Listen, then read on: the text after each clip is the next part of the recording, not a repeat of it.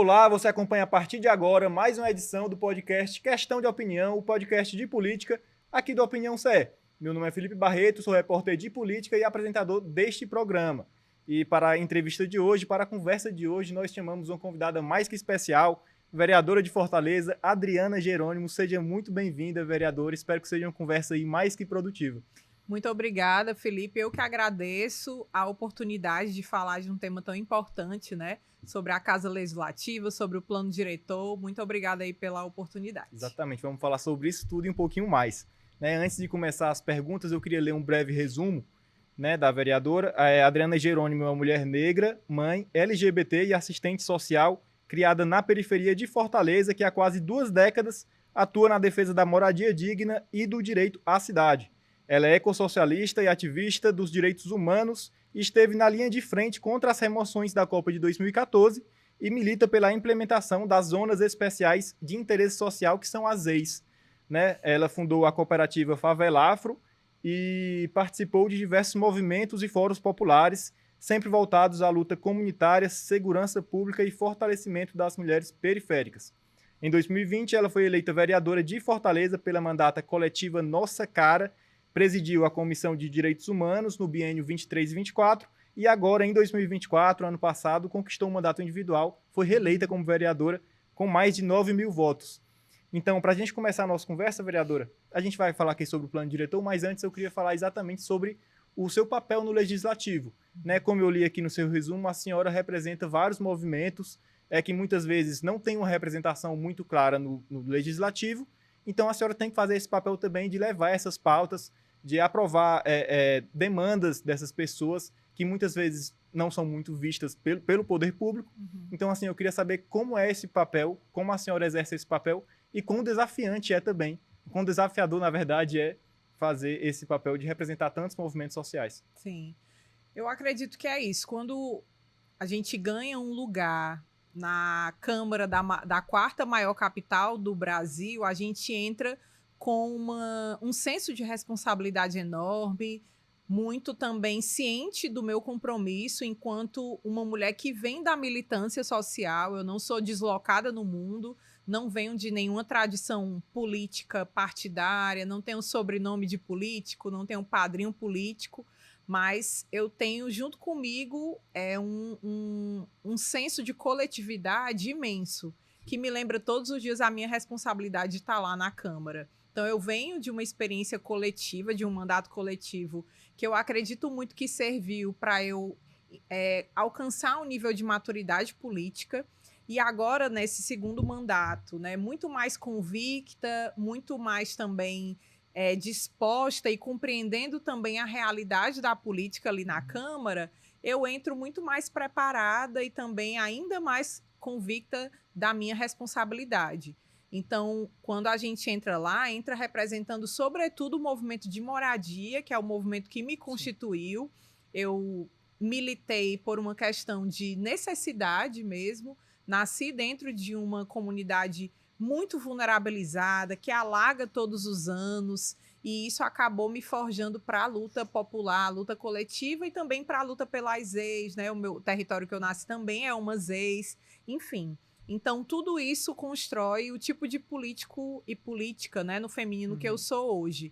Então, acredito que é isso, é um senso de responsabilidade, compromisso e certeza que aquele lugar da política também é um lugar para mim e para as pessoas que eu represento. Demorou muito para que mulheres negras, periféricas, que vêm dos movimentos sociais, tivessem lugar na política. Então, o legado que eu quero deixar é um legado de caminhos abertos e também de uma possibilidade de um lugar, A política também é lugar para pessoas como eu, que vêm dos lugares, que eu vim.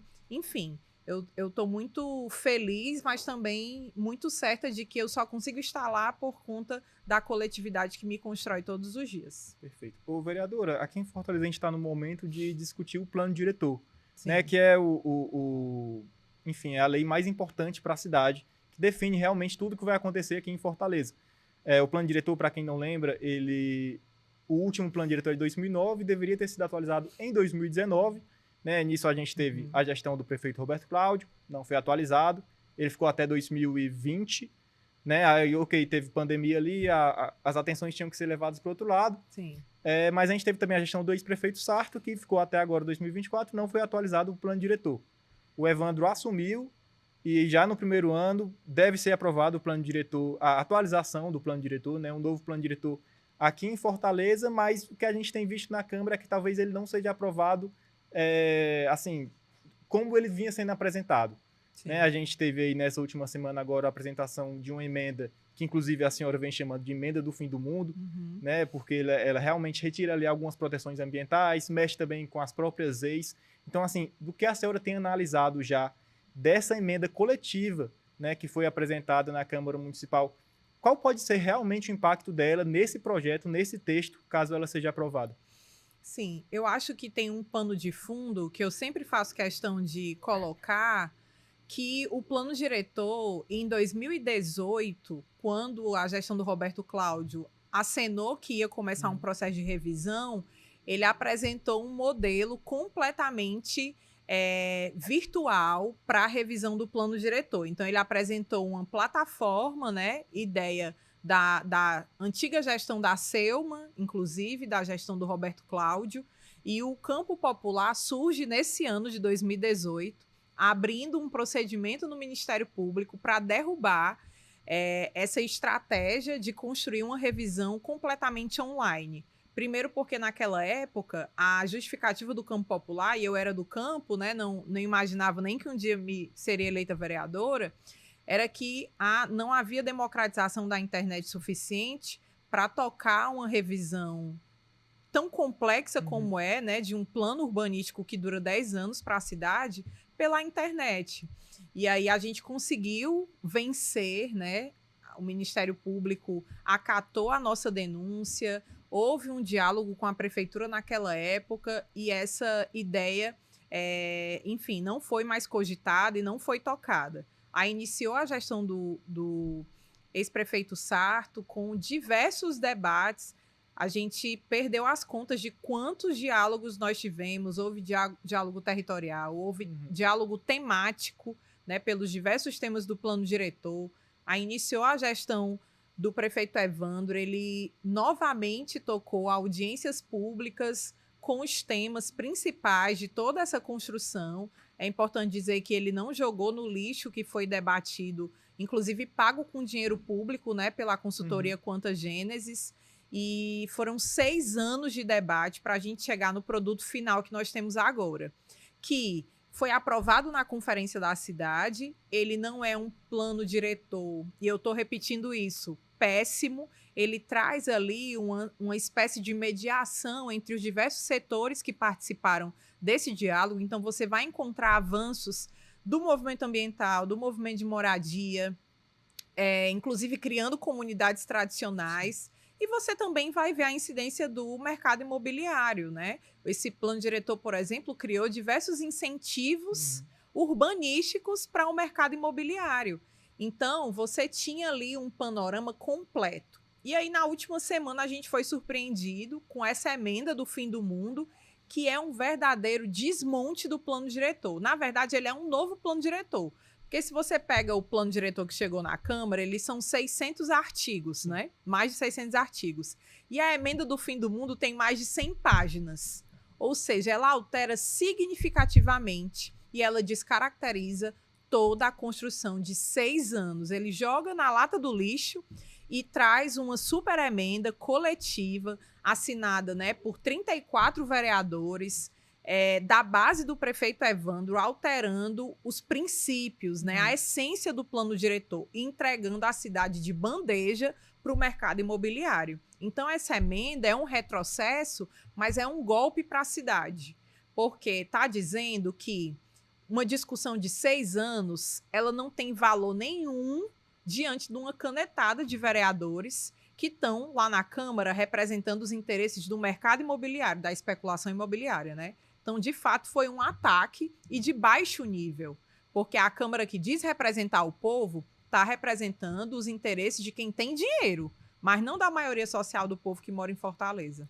Eu queria falar sobre essa emenda, assim, em partes, né? Eu queria tocar primeiro na parte da questão ambiental, do meio ambiente, porque na construção desse plano diretor se falava que seria um plano diretor sustentável, né, realmente focado ali no meio ambiente. Eu tive algumas oportunidades de falar com o prefeito Evandro, ele disse que tinha realmente bastante preocupação com o meio ambiente, né, isso ocorreu já no contexto daquele desmatamento do aeroporto, que não é, a prefeitura não tem o papel dela ali, só que como prefeito... Diretamente, né? Não tem papel, mas como prefeito da cidade, ele tem que demonstrar preocupação também em relação àquilo. E em uma entrevista que eu fiz com ele, ele disse que tinha preocupação também. Mas o que a gente vê nessa emenda é a retirada de proteções ambientais, né, retirada de ZPAs, que chega a 20, se não me engano, né, vereadora? Quase 20, Então, assim, existe uma contradição realmente do que foi dito para o que pode acabar sendo o texto. Muito. O que a prefeitura está vendendo como avanço ambiental, ela precisa ser muito explicada. Ele avança numa agenda, entre aspas, ambiental, criando zonas de preservação ambiental, e é um fruto da luta do movimento ambiental, que conseguiu atrelar as zonas de preservação ambiental às APPs, que é uma legislação federal, e que ela conceitua também o que é ZPA, inclusive de recurso hídrico, que Fortaleza precisa muito. A gente está num momento de emergência climática, né, global, do mundo todo. Então, avançar na preservação dessas áreas vai ser fundamental para o jeito que Fortaleza vai enfrentar essa transição aí nos próximos anos e nos próximos meses também. Mas a prefeitura também vende como área ambiental as zonas de uso sustentável, que não tem muito pouco, na verdade, de área ambiental. Elas podem ter um parque ali dentro, mas ela também libera os índices construtivos daquela região. Então, você pode ter um prédio construído dentro de uma área de uso sustentável. Então, é um falso ambientalismo, né? Ao mesmo tempo que, olha só o que é que a prefeitura caracteriza como sustentabilidade do plano. Ela coloca a benesse para o mercado imobiliário como uso sustentável. Porque se eu sou hoje uma construtora e eu construo uma fachada ativa, que são essas fachadas que estão na moda, que é a fachada verde do prédio, eu vou ganhar incentivo urbanístico. Se eu construo um prédio e coloco um painel solar, eu também sou considerada como uma construtora que está fazendo uso sustentável da sua construção. Então, é inadmissível que o mercado ganhe com essas duas besteiras, né? Que é um painel solar e uma fachada ativa, uma fachada verde, isenção na outorga onerosa. Porque, ao mesmo tempo que a gente faz esse uso aí sustentável, que garante esse benefício para a construtora, ela vai estar abarrotando aquela área da cidade, que vai ser área nobre, de mais esgoto. Ela vai estar consumindo mais água e, consequentemente, vai estar jogando mais esgoto no mar. Porque aqueles prédios todos que estão jogando esgoto na faixa de praia da beira-mar são 300 prédios, são 300 hotéis.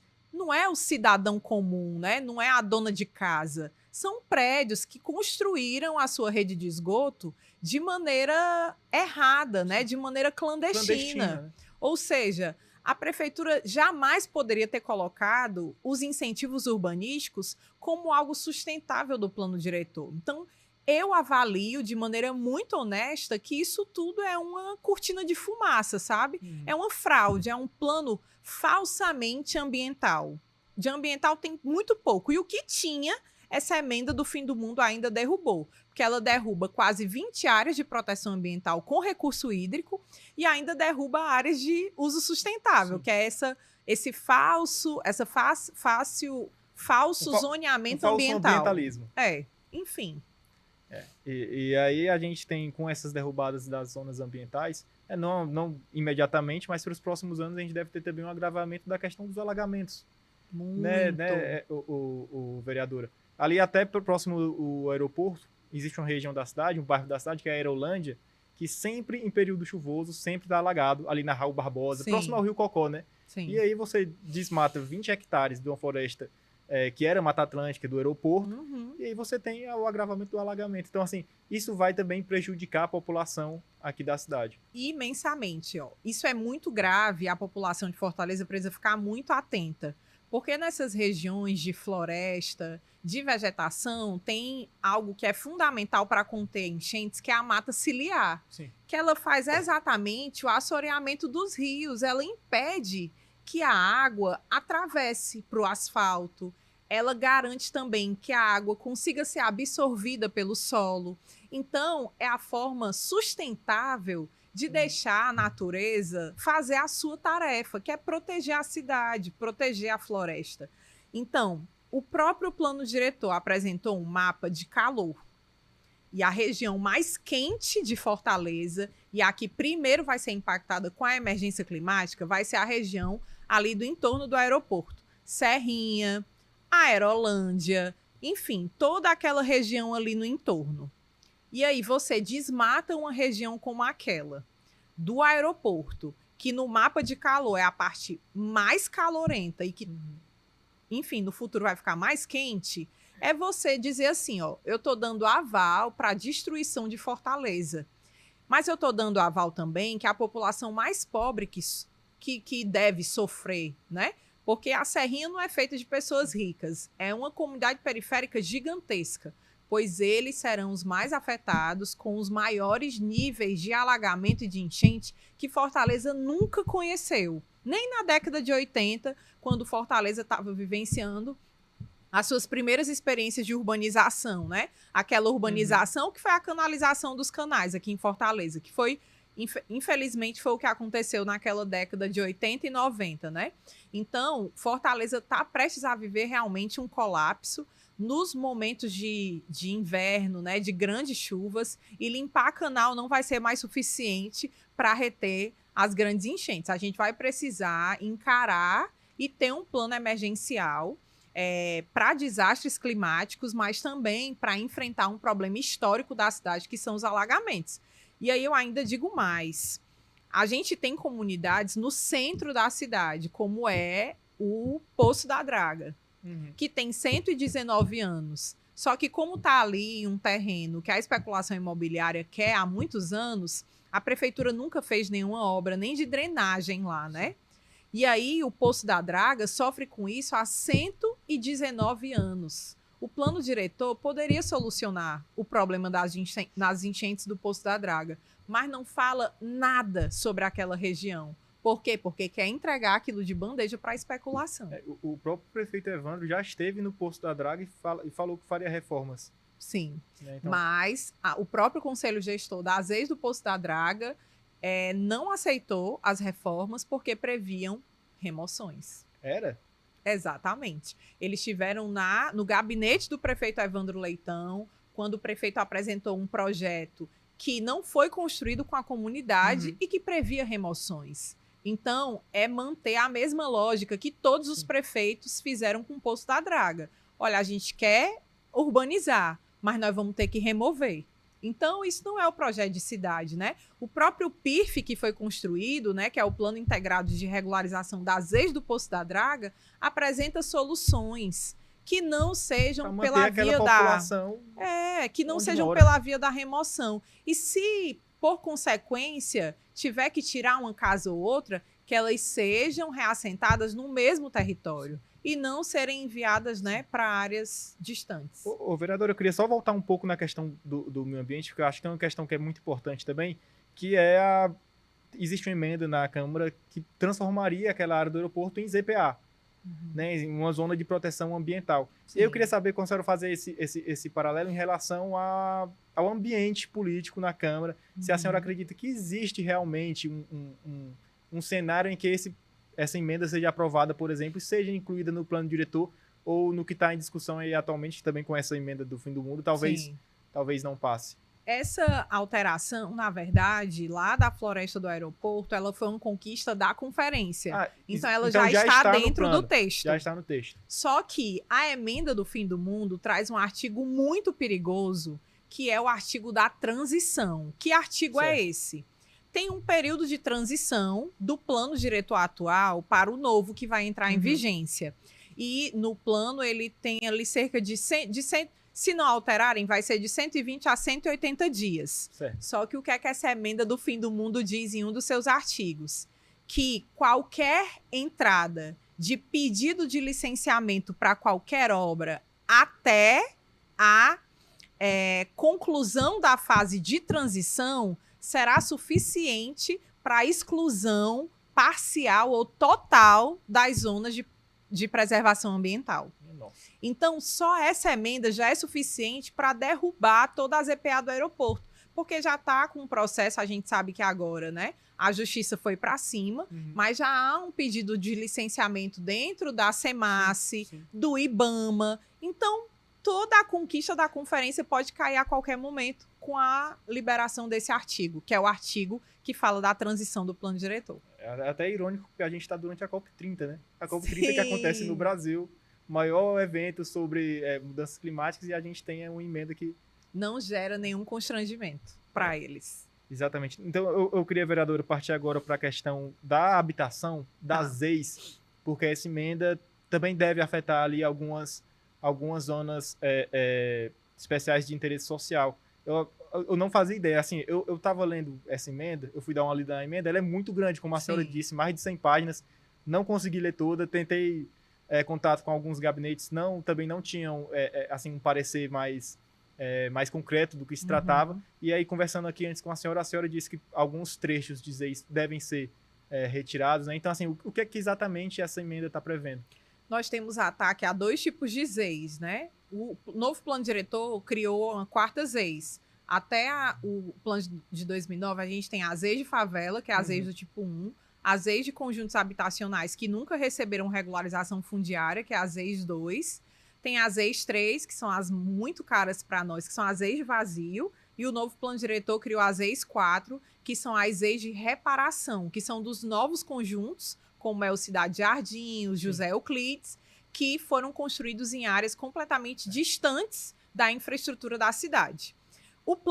Essa emenda do fim do mundo, ela ataca 2 ZEIs. As ZEIs do tipo 1, que são as ZEIs de favela, e aí eu destaco aqui que ela exclui da poligonal das ZEIs do Mucuripe áreas, sobretudo áreas que são boas para especulação imobiliária e que vão gerar remoções. Porque as ZEIs do tipo 1, que são as ZEIs de favela, assim, a maior garantia desse instrumento é o combate às remoções. Porque essas regiões, sobretudo as ZEIs que estão ali no coração da cidade, né? Mucuripe, a Vila Vicentina, que é muito atacada pela especulação imobiliária, ela se torna um instrumento de luta, de dizer assim, olha, ninguém sai daqui sem que o conselho seja ouvido, sem apresentar uma proposta, sem que o conselho delibere sobre essa proposta, né? Então, há toda uma efetivação de um instrumento de proteção. Mas essa retirada e diminuição, né, dessas poligonais de ZEIs 1, sobretudo essa, né, do Mucuripe, mas também tem no Vila Velha, diminuindo poligonal, elas são um ataque direto ao direito de morar de comunidades muito pobres que convivem ali todo dia com a especulação imobiliária. No caso do Mucuripe, persiste mesmo em uma região que é dita nobre, né? Muito. E, assim, a gente está falando de uma região que o aluguel é muito caro e que também é um dos metros quadrados mais caros da cidade. E que tem dentro dessa poligonal diversas comunidades muito pobres, como é, por exemplo, ali a região da ZEIs Saporé, né? Que é atrás da operação urbana consorciada, ali da Beira-Mar, onde tem aquele prédio ON, né? Sim. E que fizeram tudo menos melhorar a vida da ZEIs Saporé, que vive embaixo d'água. Lá, se der uma neblina, a comunidade alaga. Então, ela até construiu uma praça, né, dizendo que iria melhorar a vida da comunidade. Mas nada, piorou, aumentou o nível do alagamento pelo impacto da obra. E o outro ataque, que também para nós é um ataque muito grave, é que eles excluem, mas na nossa última contagem já estavam excluindo 30 poligonais de ZEIs de vazio.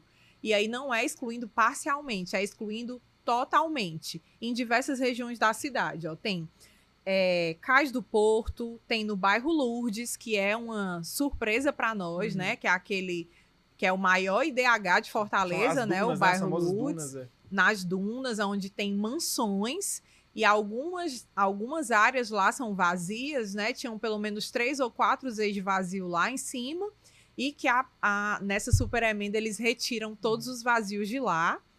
Praia do Futuro 1 e 2, Sapiranga, que também tem muita região ambiental, né? Ali na Sapiranga, Maraponga, Montese, Vicente Pizum, Papicu, Floresta e Barra do Ceará. Todos esses territórios perdem mais de uma ZEI de vazio, e isso é um crime contra o plano diretor, porque eu acho que um marco desse novo plano diretor ia ser a efetivação de uma prioridade absoluta para a construção de habitação de interesse social. Que seria possível com as ZEIs de vazio. Isso. E aí o que é que essa emenda diz? Não vai ter terreno para construir HIS, sobretudo nas áreas centrais da cidade. A gente está pouco se lixando se as áreas centrais da cidade têm infraestrutura. Aqui não vai ter habitação de interesse social. Fora que também tem outro ataque, que tem muita confluência com as ZEIs, que é o mercado conseguir incidir para aumentar a faixa de renda para o público-alvo de HIS.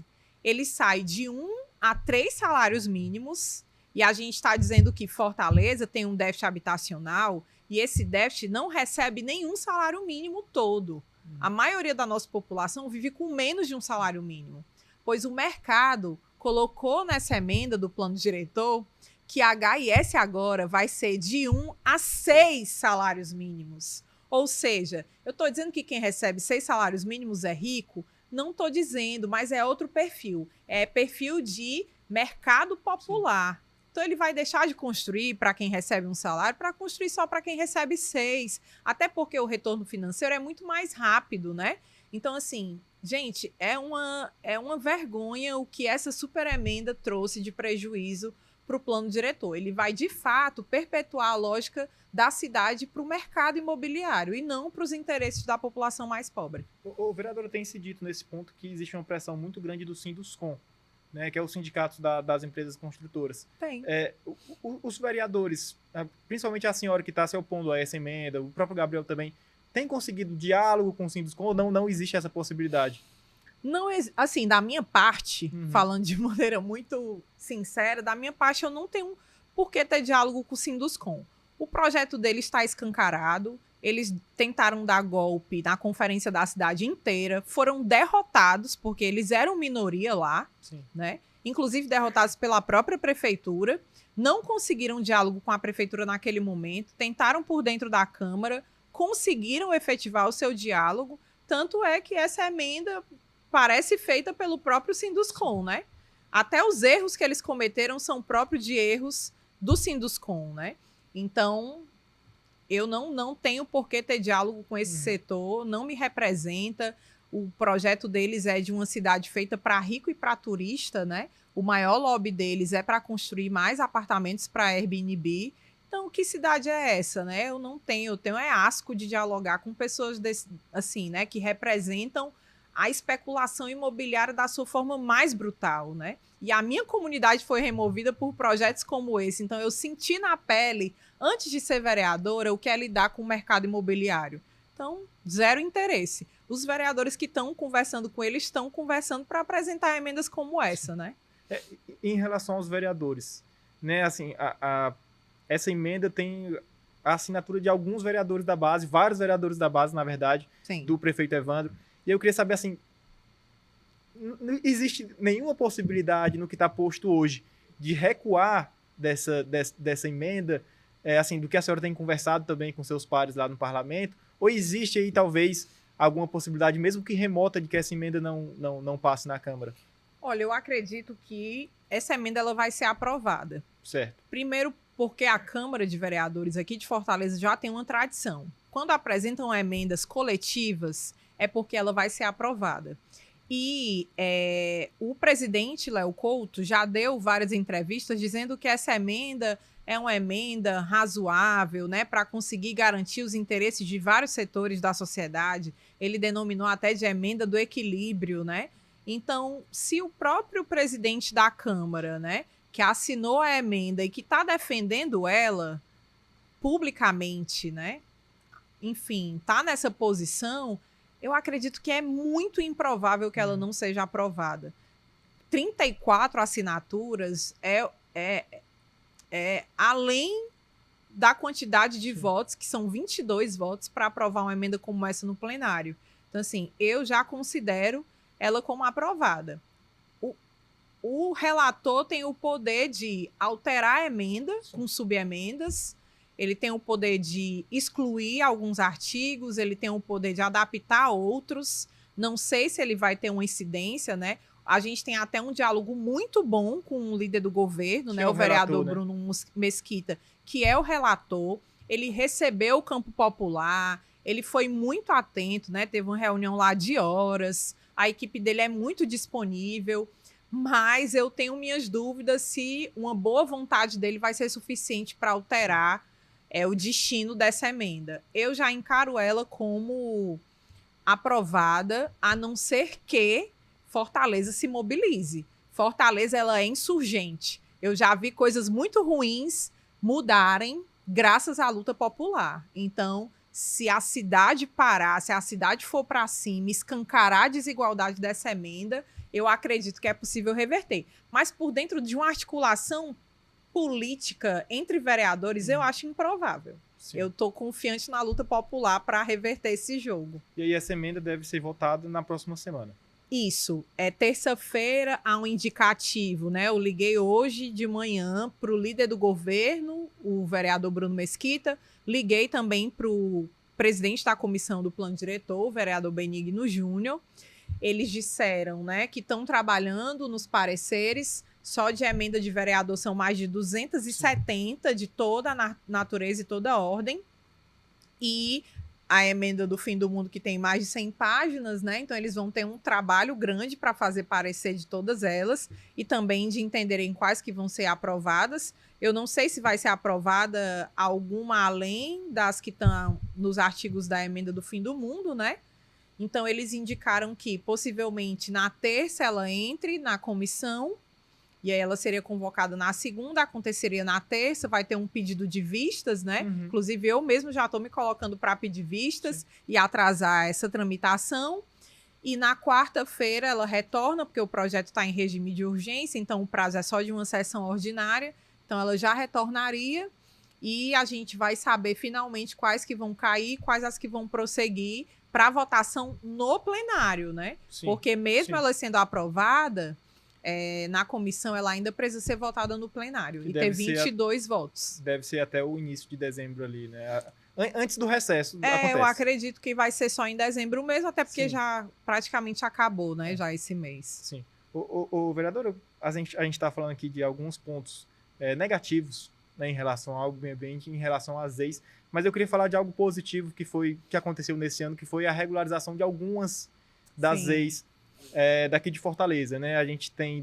A cidade tem 12 ex prioritárias, 10 delas foram regularizadas, né? A senhora que está à frente desse movimento há muito tempo, já pleiteava sobre isso há muito tempo, finalmente nesse ano deu certo.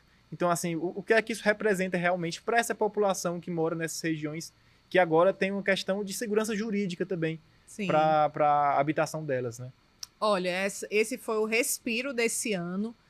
Nós, assim, e sobretudo os movimentos sociais, né? É porque eu ainda tenho dificuldade de compreender esse lugar da institucionalidade que eu ocupo, que não posso falar em nome dos movimentos, né? Sim. Mas a gente caminha lado a lado com os movimentos. Foi um respiro para os movimentos, eles sabem que tudo o que acontece de conquista e de vitória é fruto da pressão popular, então nenhuma lei por si só ela tem força suficiente se não tiver atrelada ali profundamente à luta popular, que é a luta que tem e que fez com que a gente conseguisse aprovar essas 10 ex-prioritárias depois de 3 gestões, né? A gente, quem enviou para a Câmara essa lei foi o Roberto Cláudio, no último mês dele como prefeito, em 2020. A gente passou pela gestão do prefeito Sarto, no segundo biênio, para ele deixar a prefeitura, né, nos últimos 2 anos da gestão, a gente contou com uma sensibilidade enorme do ex-presidente da comissão do plano diretor e também com a anuência do ex-presidente da Câmara, que era o Gardel Rolim, né, junto com o presidente da comissão, que era o Paulo Martins, que colocaram os projetos finalmente para serem votados na comissão do plano diretor, porque eles ficaram engavetados durante muitos anos. Sim. E agora, na gestão do Evandro, né, a gente também teve um olhar muito atento do vereador Benigno, que colocou, né, à disposição o mandato dele, que levou a gente para dialogar com o presidente da Câmara, e o Léo Couto recebeu a comissão, né, dos presidentes de todas essas ex, foi muito pressionado nas redes sociais, né? Ele fala isso em todo canto. Vocês ficam todo tempo gravando vídeo. E aí, Léo Couto? E aí, Léo Couto, né? Só que funcionou e muito, né? A galera foi para cima e ele liberou a votação, orientaram a base para aprovar e a gente aprovou. E esse instrumento das ex de favela, né, para nós, ele é muito caro. Porque imagine aí, você, dentro dessas 10 ex prioritárias, você tem, por exemplo, o Grande Bom Jardim, que sofre uma exclusão de infraestrutura e de ausência de direitos, né, de ausência de equipamentos públicos. Mas você tem a Vila Vicentina, que todos os meses eles sofrem pressão da especulação imobiliária. O terror que eles viveram em 2016, eles vivem todos os anos, né? Com a pressão imensa dessas construtoras, pedindo que eles vendam, que eles vendam, que eles vendam, e eles só querem ter o direito de permanecer ali naquela região do Dionísio Torres.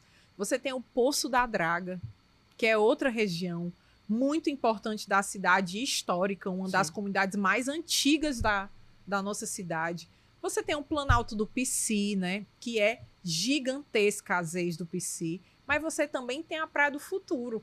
As ex da Praia do Futuro talvez seja a maior poligonal das ex da cidade inteira e que sofre muito com a especulação imobiliária. É uma região muito pensada apenas para o turismo, às vezes, né? Mas lá tem muita gente, Sim, tem comunidade tradicional, né? Tem pescadores.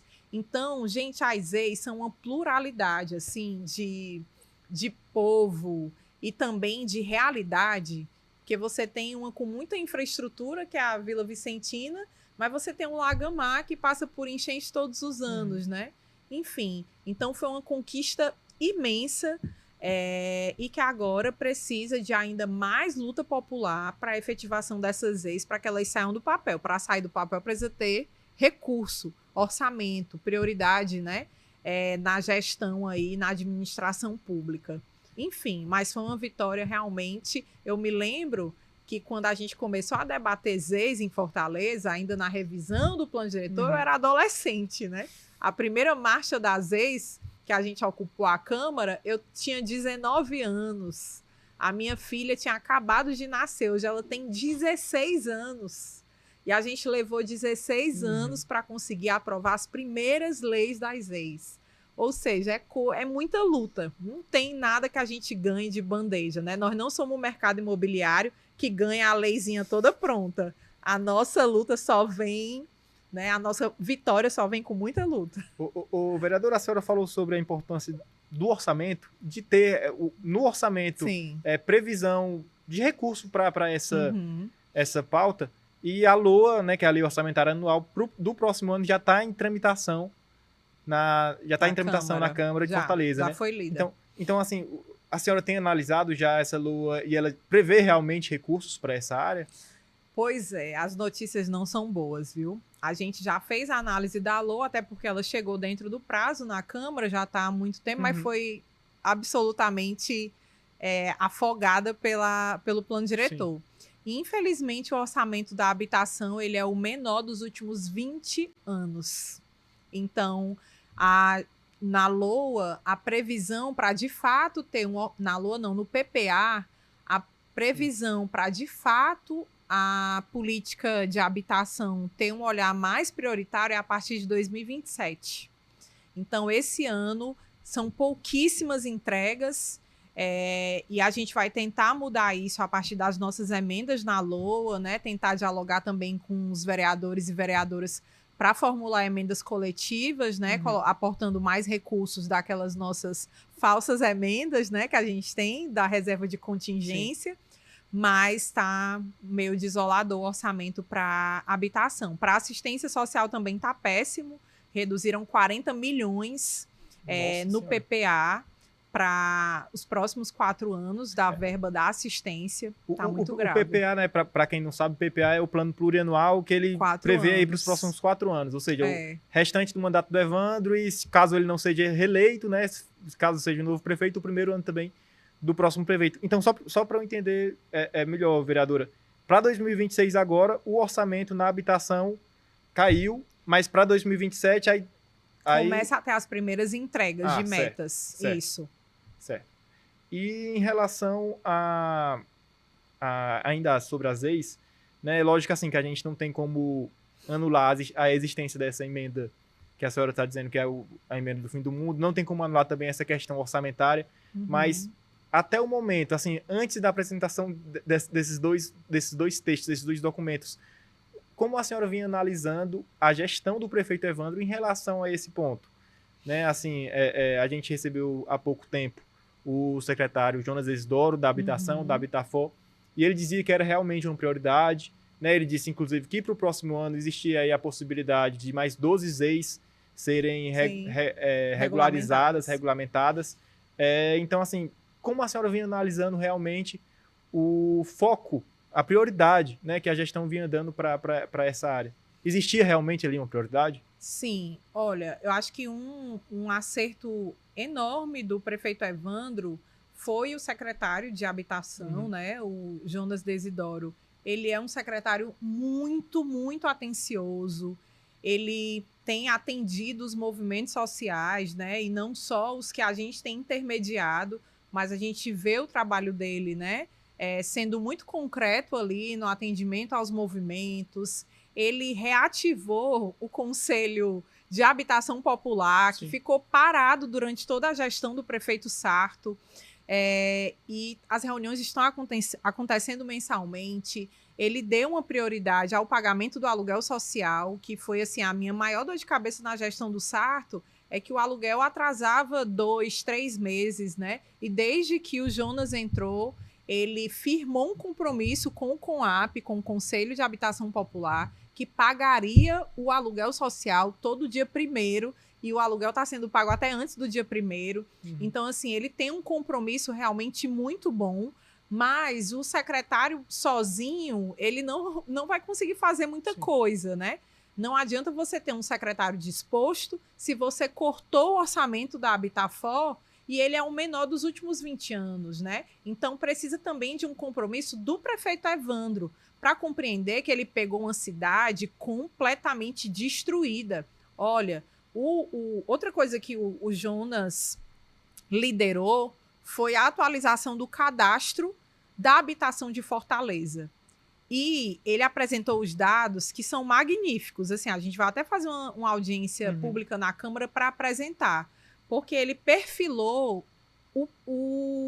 a fila do Minha Casa Minha Vida e dos programas habitacionais de Fortaleza. Então, nós temos 219 mil famílias inscritas em algum programa habitacional e a maioria dessas pessoas são mulheres, mães, chefes de família. Então, eu nunca tinha visto nenhum secretário... do filho sozinho, muitas vezes, isso, né? Que é responsável integralmente pelo filho e pela família. Então, eu nunca tinha visto nenhum secretário entregar o perfil dos programas habitacionais da cidade, né? E para você enfrentar o problema, você tem que primeiro constatar, né? O seu Zé Maria Tabosa lá da Barra do Ceará fala muito isso. Se você não analisa o seu problema a fundo, você não vai ter como pensar como você vai enfrentar. Então, ele já tem os dados, ele já sabe a raiz do problema, já sabe como enfrentar, mas não tem recurso. Então, a gente precisa cobrar do Evandro que enfrente isso, né? E é o que eu disse, ó, sobre o plano diretor, se ele fosse aprovado do jeito que ele chegou na Câmara, gente, seria o melhor cenário hoje. Ele não está perfeito? Não está. Mas ele seria um plano mediano, né? Ele não seria um plano péssimo. Seria melhor que o atual de 2009. Muito melhor. Mas se você aprovar com essa emenda do fim do mundo, e eu tenho certeza que outras vão passar, né? Porque é importante dizer que o vereador Jorge Pinheiro apresentou uma emenda pedindo isenção de outorga onerosa em templos religiosos, em igreja, né? Então, assim, para quem está acompanhando em casa, precisa saber, vem aí as super igrejas, já tem super prédios em Fortaleza, pois vem aí as super igrejas pela mão do vereador Jorge Pinheiro. Então, aprovando essa emenda do fim do mundo e tantas outras ruins que tem por aí, nós vamos ter talvez o pior plano diretor que a cidade de Fortaleza já viu. E numa gestão do PT. Isso não vai recair sobre a base amplíssima que o Evandro tem, né? Por isso que a gente está pressionando o Evandro para governar a base dele. Isso vai cair nas costas do PT. Então, isso é uma armadilha, inclusive, para o próprio PT. E eu não acredito que o Evandro é ingênuo, ele sabe a base ampla que ele tem. Então, o papel dele hoje, como líder dessa cidade, deveria ser colocar os vereadores na parede e dizer: retire as assinaturas, vote contra essa emenda, entendeu? Então, assim, vai ser um tiro no pé, porque vai ser lembrado como o pior plano diretor do PT, do Evandro. E essa é a marca que o Evandro vai deixar na cidade. E algo que poderia ter consequência direta para as eleições de 2026, para o PT, no caso, né? Exatamente. Assim, qual a avaliação que a senhora faz disso? Assim, é crítico, porque a gente vai ver um partido de esquerda sendo completamente, enfim, né, gerenciado pelo mercado imobiliário, que dá tão pouco para a cidade de Fortaleza. A gente não está falando nem de reparação, nem de compensação. O mercado imobiliário não dá nada para a cidade, para o povo mais pobre de Fortaleza. E o Evandro vai deixar eles dominarem o plano? Então é assim, infelizmente condenar o PT de morte, né? De dizer, é esse o líder, né? É o único prefeito do PT numa capital. Vocês vão deixar o PT ser representado por isso, sabe? É muito triste, assim. Eu, enquanto uma mulher de esquerda, eu fico muito triste, porque é isso, né? O PT poderia apresentar um plano diretor bom para a maioria social do povo, mas está caindo na mesma lógica de produção do capital, né? É muito triste. O vereador, eu queria falar sobre política partidária também, mas antes eu queria só tocar num ponto em relação também à habitação, né, que eu estava até esquecendo, mas a senhora denunciou a questão de uma entrega de cerca de 3 mil papéis de casa, né, pela ex-gestão, na verdade, de papéis de casa que ele dizia que eram papéis de casa, mas que na verdade não eram, né? Inclusive o próprio MP já acatou essa denúncia, né, pediu para a justiça dar uma olhada nisso. Então, assim, o que foi realmente isso? Como é que aconteceu? Né? A senhora que fez a denúncia, ninguém melhor que a senhora para explicar o que foi exatamente isso. Sim. Quando chegou no período eleitoral, né, em agosto, ali em plena corrida eleitoral, a gente começou a receber várias denúncias desse falso papel da casa, que realmente era falso, ele não tinha nenhum registro cartorário, e que acabou sendo um instrumento para politicagem, né? Para tentar ter mais votos. E ele foi entregue, inclusive, pelo próprio prefeito Sarto, alguns foram entregues por secretários e inclusive vereadores da base, né, do ex-prefeito Sarto.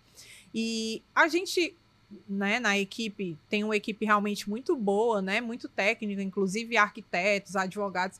Quando a gente recebeu a cópia do papel, que foi a primeira coisa que a gente pediu, né, para saber se era falso ou não, a gente realmente ficou absurdamente surpreso com, assim, a falta de vergonha de você manipular o sonho da nossa população, que eu acho que é unânime, né? Quem nasce dentro de uma periferia, o maior sonho daquela mãe de família é ter o papel da casa.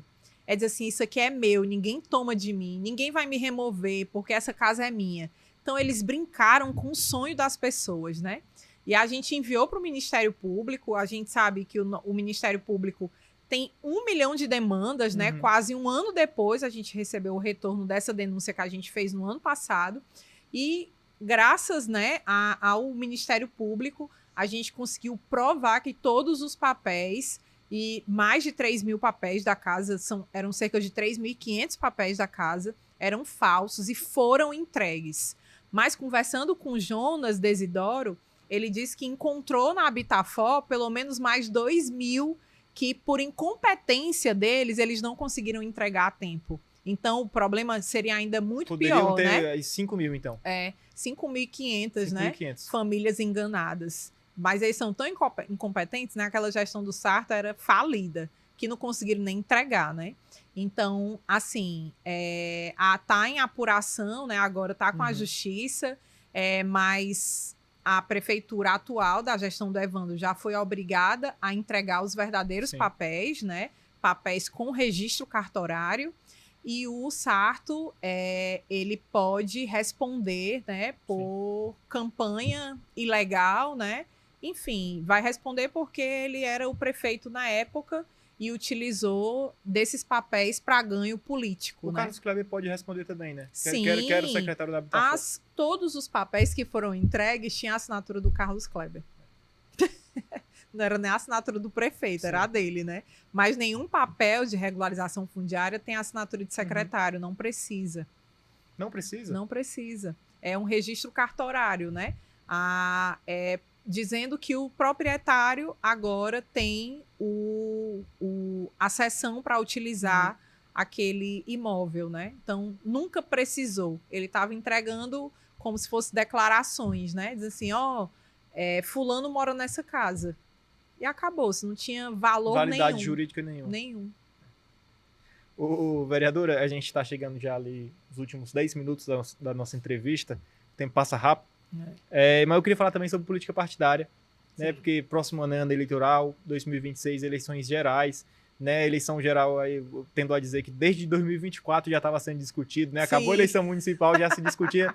Realmente existe essa antecipação. Sim. Existe, né? Não vamos fingir que não existe. E para o próximo ano, eu queria saber da senhora como está a perspectiva do PSOL, né? Aí, não muito para o pleito majoritário, mas para o pleito proporcional, né? Sim. Porque a gente viu, inclusive, que o deputado estadual Renato Rosendo pode ir para a Câmara Federal. Sim. Né? Isso já está revelado, já está aí na imprensa.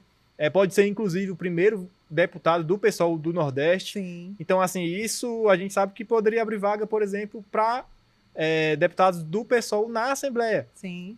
Então, assim, como é que o pessoal já vem discutindo internamente toda essa questão aí para o próximo ano e para a construção das chapas? Tá.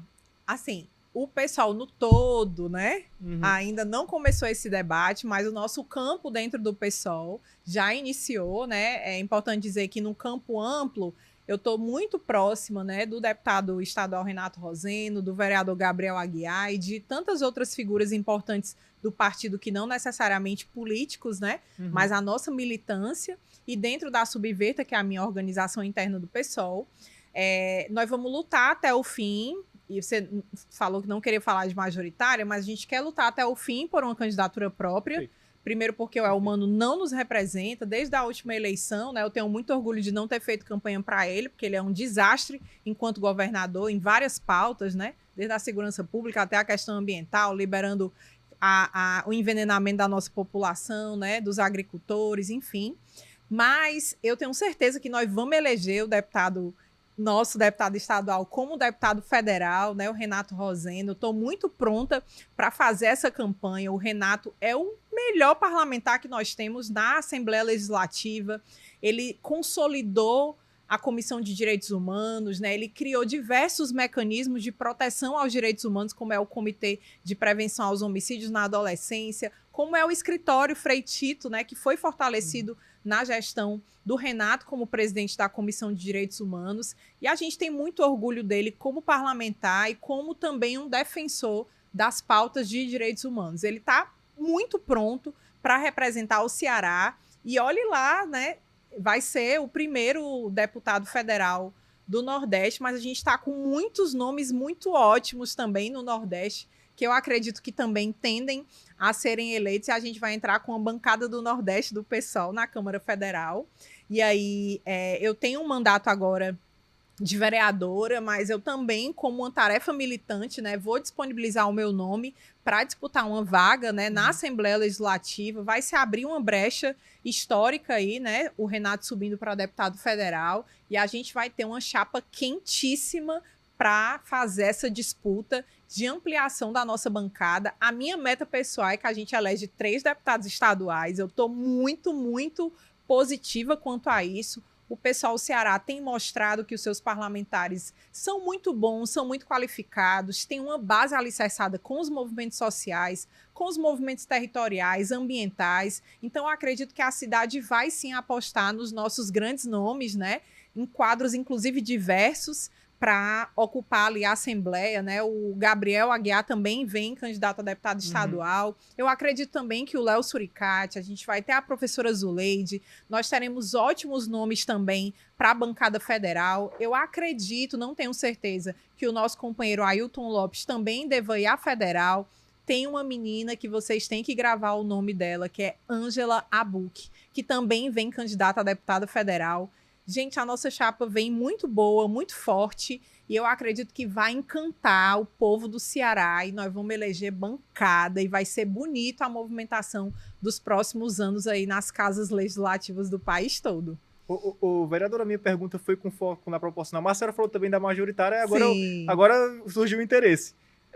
Quem seria, por exemplo, o nome do pessoal para majoritária, pensando aí no Palácio da Abolição, nessa corrida ao Palácio da Abolição? Quem poderia ser? Isso é discutido já no partido ou ainda não? Não, ainda não, porque esse processo mais decisório ele vai acontecer só nas prévias do ano que vem, Sim, né? A gente certo. não tem ainda nomes, mas nós temos nomes muito bons e muito qualificados, né? A gente tem uma figura histórica do PSOL, que é um quadro, gente, muito fundamental, como o Ailton Lopes, né? Eu acredito que uma proposta para que ele enfrentasse esse diálogo, apresentando um projeto de esquerda, um projeto para as maiorias sociais, seria muito bom. A gente tem a professora Ana Karina, que é uma mulher feminista, professora, que sente na pele, né, as dores do serviço público, que foi tão atacado, né, pelo governador Elmano de Freitas, e que vai saber fazer o enfrentamento necessário, né, para ocupar essa cadeira e ocupar esse lugar como candidata. Nós temos, assim, muitos nomes muito bons, né? Mas é isso, esse debate ainda não iniciou, mas nomes bons não faltam, né, para essa candidatura. Nós vamos defender que seja um nome do nosso campo, que tem essa vontade mesmo de apresentar um projeto para o Ceará. Historicamente, o pessoal sempre teve, né, enfim, um candidato no primeiro turno. A gente quebrou aí essa tradição na última eleição, mas não foi a vontade do nosso campo político, foi do campo político que está ali mais próximo ao PT, né? Mas é isso, faz parte do jogo, né? Nós, realmente, o pessoal é muito plural e diverso, mas o meu campo interno do pessoal quer defender, sim, uma candidatura própria. Vereador, eu tenho visto um movimento também, não sei exatamente quando começou, nem quem começou, mas que eu vi, inclusive, do próprio Ailton Lopes, que era de ter uma candidatura ao Senado, Sim. Uma candidatura, nas palavras dele, uma candidatura de esquerda ao Senado. Então, assim, isso também está aí na previsão para o próximo ano? Sim, tá sim. A gente está dialogando com o nosso campo. Infelizmente, essas candidaturas ao Senado, assim, tá um verdadeiro pesadelo, né? Porque nenhum desses nomes nos representam, inclusive, a maioria da população, né? Alguns nomes, inclusive, geram discussões muito grandes dentro da própria base, inclusive, né? Sim, nem a própria base petista, né, e dessa frente ampla está contente com esses nomes. Sempre a gente sofre com a ausência de mulheres concorrendo, né, a essa disputa. E o nome de mulher que ainda tem, né, do campo de extrema-direita é péssimo, não vou nem dizer para não invocar o nome. Mas, enfim, tá tendo esse debate, né, no nosso campo interno do PSOL. Eu acredito que vai dar, sim.